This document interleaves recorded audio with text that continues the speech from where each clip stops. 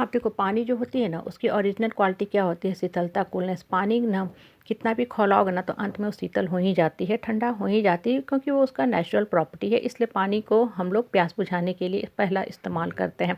आप देखो पानी जो होती है ना, किसी जब आप हॉट सरफेस पे, तवे पे, गर्म बर्तन पे डालते हो तो क्या होता है, छटाक से आवाज़ करती है और वो भी वेपर बन के ऊपर उठ जाती है। देखो ये जो छोटी सी बात है, गौर करो तो हमें जीवन की कितनी बड़ी शिक्षा देता है। पानी भी जब गर्म सरफेस पे पड़ती है तो वो भी वेपर बन जाती है, मतलब उसमें भी गर्माइश आ जाती है और वो भी वेपर बन के ऊपर उठ जाती है।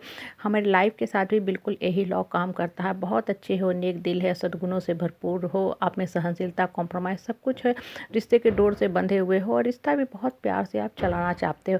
लेकिन होता क्या है, जिस समाज, परिवार, परिवेश में हम रहते हैं, so called social circuit of relationship से बंधे होते हैं ना, वहाँ तरह तरह के लोग होते हैं। कुछ लोग जो होते हैं ना बहुत वाहियात, बेकार, सिर्फ और सिर्फ नकारात्मक बात करने में ही निपुण होते हैं। उसी काम के लिए वो धरती पे आए ही हैं। होता क्या है, जब आप ऐसे लोगों के साथ उलझते हो, जुझते हो, तो क्या होता है कि इनकी सारी जो निगेटिविटी है ना, वो आपके अंदर की जो पॉजिटिव क्वालिटी है उसको ख़त्म कर देती है। मतलब आपके शीतलता को, गुडनेस को, अच्छे संस्कार को ख़त्म कर देती है। अब बाद में देखोगे आपको पछतावा भी होता है कि क्यों हम इन वाहियात, बेकार के, लो स्निकी पीपुल जो हैं, इनसे क्यों हम उलझने गए। क्योंकि होता क्या है ना कि जब भी आप रिश्ते की डोर से बंधे होते हो, इंसान कॉम्प्रोमाइज़ करता है, लेकिन उसके मन में से एक आवाज़ आती है कि आखिर कब तक हम कॉम्प्रोमाइज़ करें, कितना सहनशील बने। आखिर एक समय के बाद कोई भी बोलेगा ही बोलेगा, इनफ इज इनफ, मेरी भी एक लिमिटेशन है, बाउंड्री है, हम भी अपने हिस्से का जीवन धरती पर जीने आए। सिर्फ पेट पपेट कठपुतली बन के तो रहने नहीं आए हैं कि दूसरा हमें सिर्फ और सिर्फ मोम की गुड़िया की तरह हमेशा इस्तेमाल करता रहे, और हमको डराता धमकाता रहे। हम कब तक बर्दाश्त करेंगे। तो होता क्या है कि आप ऐसे लोगों के साथ उलझते हो, बहस करते हो, आर्गुमेंट करते हो, कॉन्फ्लिक्ट करते हो, और आपके अंदर की जितनी अच्छी जो क्वालिटी है ना, जो सद्गुण है, जो आपके पर्सनालिटी में चार चांद लगाते हैं, वो क्या होगा, धीरे धीरे लुप्त हो जाएंगे। इसलिए बोलते हैं ना कि अकेले रहो, चुपचाप बैठो, शांत में बैठो, वो अच्छा है बनिस्बत वाहियात, बेकार के, लो क्लास लोगों के साथ उलझने का। क्योंकि देखो जो नकारात्मक प्रवृत्ति के लोग होते हैं ना, उनको आप कितना भी माथा पटक लो कभी नहीं समझा सकते हो। सांप को कितना भी दूध पिला लो, सांप काटेगा ही काटेगा जब उसको मौका मिलेगा, क्योंकि उसकी जो एनर्जी है ना, सांप की जो आत्मा की जो क्वालिटी है, वो विषैली ही है, पॉइजनस ही है, टॉक्सिक ही है।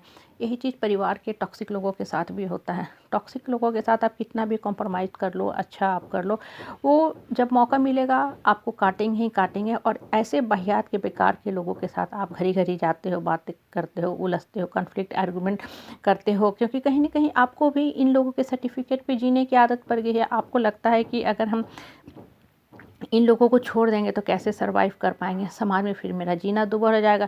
क्योंकि आपका ऊपर वाला पे कंप्लीट अनशेकेबल फेथ तो है नहीं। जब आप ऊपर वाला पे विश्वास कर दोगे, पूर्ण रूप से एकीकृत हो जाओगे, मन पूरा शांत हो जाएगा ना, तब देखोगे कि जो बेकार के, वाहियात के जो लोग हैं ना, जो सिर्फ आपको डबल स्टैंड में बात करते हैं, सोचेंगे कुछ, कहेंगे कुछ, करेंगे कुछ, सिर्फ आपको रिश्ते के नाम पे धोखा देंगे, रिश्ते के नाम पे इस्तेमाल करेंगे, आपकी ज़रूरत के समय 9 से 11 हो जाएंगे, और जब अपनी ज़रूरत होगी तो रिश्ते का हवाला देके ज़बरदस्ती आपसे सटेंगे।